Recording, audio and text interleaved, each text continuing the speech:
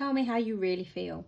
The viral Love, Sex and Everything podcast Maeve has built with her best friend Finn and is now on the verge of becoming a major streaming platform success. Her co-host, her closest friend since college, her friend who knows her inside and out, and of course, she's in love with him. After finally taking their friendship to the next level, Maeve hoped for just 1 month to pause and focus on this new venture. Instead, Finn walked away to chase his first love. Now the friendship is barely hanging on. How can they keep up a professional relationship when their personal one is in tatters? And this is where the story begins. Mid-crisis, post-betrayal. It's told in dual point of view, and the novel slowly unpacks their shared history. Finn is determined to win her back, but is it too late?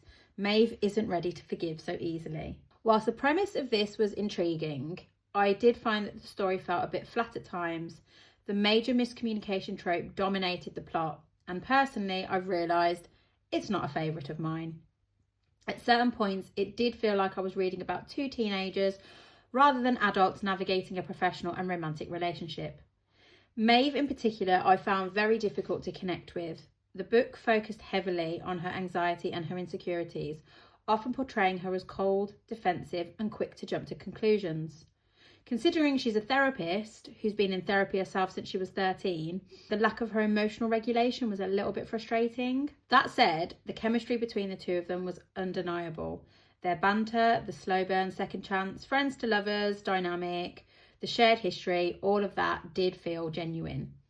Their relationship was messy, but absolutely believable, and you do find yourself both rooting for them and wanting to shape them into better communication, especially considering that their podcast champions honesty, accountability, and healthy relationships.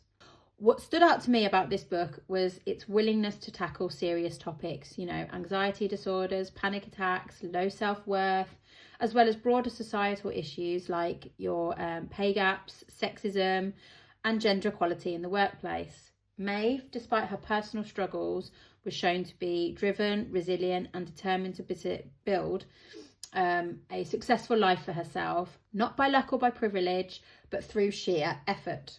I am torn on how I feel about this book. It made me smile, it made me laugh, and it definitely kept me engaged, but it also left me feeling frustrated at times. Tell Me How You Really Feel was a compelling premise and explored meaningful themes. Overall, it's a cute, entertaining read with heart and humour, even if it's a little bit rough around the edges. But then again, aren't we all?